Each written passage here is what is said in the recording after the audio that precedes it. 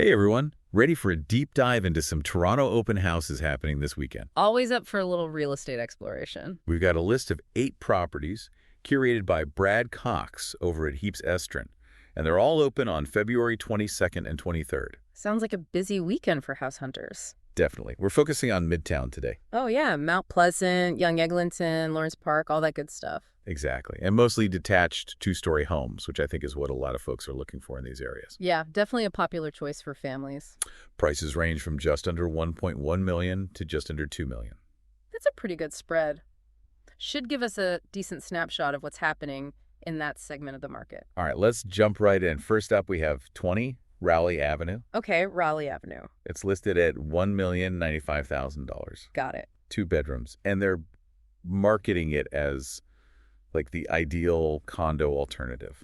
Interesting. So maybe for someone who's feeling a little cramped in their condo, but not quite ready to jump up to like a massive house. Yeah, exactly. And they mentioned the potential for legal parking conversion because it has a rear lane. Oh, that's a huge plus in Toronto. Parking can be such a pain. A total deal breaker for some people. All right, next up we've got 106 Eastbourne Avenue.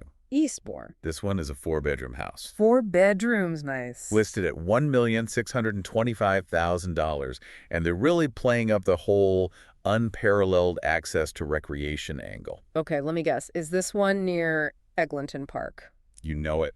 Figured. That's like prime real estate for families. You've got the park, the North Toronto Community Center with the pools and everything. Yeah, it's a great spot if you've got kids who love to be active. All right, now for something with a bit of historical charm, we've got 357 Brookdale Avenue. Ooh, I love a good character home. This is a Tudor-style home, listed at $1,650,000. It's got 3 bedrooms plus 1, Good sized. and the listing mentions a designer-planned kitchen. I'm always curious to see what they mean by that. Sometimes it lives up to the hype, sometimes not so much. Well, this one sounds pretty promising. They've got stainless steel appliances, but then also traditional wood paneling in the dining room, so it's kind of like a blend of old and new. Ooh, I like that. I'm a sucker for a good mix of styles. Okay, this next one definitely caught my eye.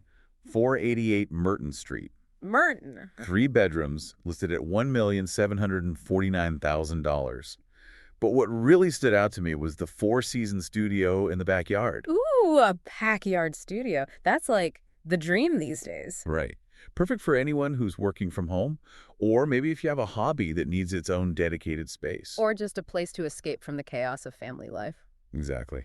Okay, let's move on to 198 Bmore Avenue. This is a 3-bedroom house priced at $1,868,000. All right, Moore Avenue. And this one, I think, would be perfect for nature lovers. Why? What's nearby? It's right across from Morvale Park and the Ravine entrance. Oh, wow, yeah, you can't beat that for access to green space. Plus, it's in the Whitney Public School District, which is highly sought after. So you've got nature and good schools. That's a winning combination for a lot of families. Absolutely. Now we've got 202 Glengrove Avenue West, another 3-bedroom. This one is listed at $1,890,000. Glengrove. Okay. What's the highlight here? This one seems like it would be perfect for families who are really focused on education. Okay, tell me more. They're within walking distance of some great public schools like John Ross Robertson and Glenview Senior Public School. Yeah, those are both top-ranked schools. And they're also close to Lawrence Park Collegiate. Wow, so you've got options for every stage of your kid's education. And even Havergal College, which is a private school, is nearby. Impressive. They're really hitting that school district angle hard. Next up, we have 24 LeMay Road. LeMay Road. Got it. 3 bedrooms plus 1, priced at $1,899,880. Almost hitting that 2 million mark. And the thing that really jumps out in this listing is the primary bedroom and suite. What's so special about it? They're calling it a spa-inspired en-suite. It's got a jetted tub and heated floors. Ooh, who wouldn't want to relax in that after a long day? Right. And finally, we have 360 Briar Hill Avenue. Briar Hill. Okay, last one. This one is listed at $1,995,000, 3 bedrooms plus 1. All right, what's the standout feature? This one seems to be all about indoor-outdoor living. The dining area opens up to this huge back deck, which would be perfect for entertaining. Nice. Big back deck. Always a good selling point. So there you have it, 8 properties, all open this weekend. Wow, that was a whirlwind tour of Toronto real estate. Welcome back. We've just looked at 8 properties open this weekend, all thanks to Brad Cox and the Heaps Estrin team. 8 amazing homes. But now it's time to step back a bit, right? What can these listings actually tell us about the Toronto market as a whole? Yeah, good point. I mean, are we in like a scorching hot market still, or are things finally cooling down a bit? It feels like every week there's a new headline. Honestly, based on what we've seen just now, competition is definitely heating up. Remember all those offer review dates? Yeah, a lot of them mentioned that. They're a pretty strong sign that sellers are expecting, maybe even hoping for, multiple bids, especially in those desirable midtown neighborhoods. That makes sense. And it seems like it's not just location, right? It also feels like buyers really want those move-in ready homes with all the upgrades. Yeah, I think you're right. I mean, think about it. Almost every single listing we looked at mentioned a renovated kitchen or a spa-like bathroom. True. It reflects how busy people are, right? People want a home they can enjoy right away without dealing with like major renovations. And sellers are responding to that, obviously. I guess that's why we see so many of those listings with high-end finishes. It's like they're trying to stand out from the crowd. Exactly. And speaking of standing out, I thought it was interesting how many listings emphasized the school district. Oh yeah, that's huge for families. Remember that property across from Moorvale Park? They made sure to highlight that it's in the Whitney Public School District, which is top ranked. Oh yeah. And that Tudor-style home on Brookdale? They listed all those TDSB school catchments, including John Wanless and Lawrence Park, which are both really sought after. It's super clear that for families, school districts are a top priority. Makes sense for sellers to highlight that in their listings. Absolutely. And you know what else I noticed? Some listings actually specified whether the property was vacant or owner-occupied. You're right. Why do you think that is? I guess it gives buyers more info about the whole moving process, right?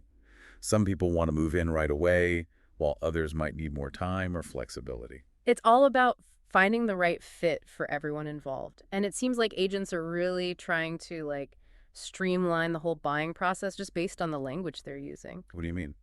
Well, you see phrases like offers welcome anytime and easy to show a lot. That kind of creates a sense of urgency. Yeah, like don't miss out on this opportunity kind of thing. Exactly. Oh, before we wrap up this part, I wanted to touch on something I saw hinted at in a couple of those listings. What's that? Potential for future development. Remember that first property we talked about, 20 Raleigh Avenue? They mentioned the possibility of converting the existing space into a legal parking pad. Right. That's a major selling point for some people in the city where parking is, well, A nightmare. And a couple of the listings in those more established neighborhoods even mentioned like adding a second story or expanding the existing footprint. Yep. Appeals to buyers who want to customize a property and add value over time, right? It's all about potential. So even though we're just looking at this, like snapshot of the market with 8 listings, it's amazing how many trends we can spot. It's really fascinating to see what buyers are looking for and how sellers are trying to meet those demands. Welcome back for the final part of our deep dive. We've covered a lot of ground today, haven't we? 8 properties, tons of insights, and those big picture trends emerging in the Toronto market. It's wild what you can learn from just a few listings, right? Totally. Yeah. So for our listeners who are maybe thinking about jumping into the market themselves, what are some key takeaways?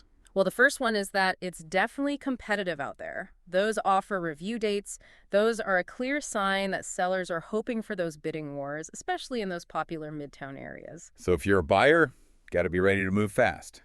Absolutely. And don't underestimate location. We focused on Midtown today, and it's popular for a reason. Great mix of everything, really. Right. You've got that urban convenience, but also that strong sense of community.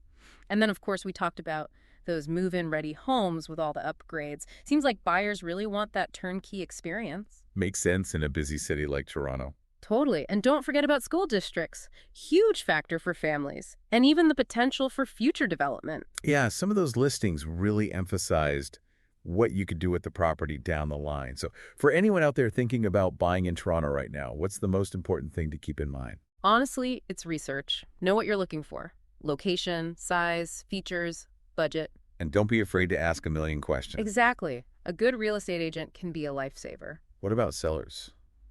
Any advice for them in this kind of market? Make sure your property is in tip-top shape. Highlight those features that buyers love. And be prepared to be flexible with showings and offers. Great advice. Well, I think we've learned a ton about the Toronto real estate market today. It's always changing, right? But hopefully this deep dive gives our listeners a better sense of what's out there. Absolutely. And thanks for joining us on this real estate journey. Happy house hunting, everyone.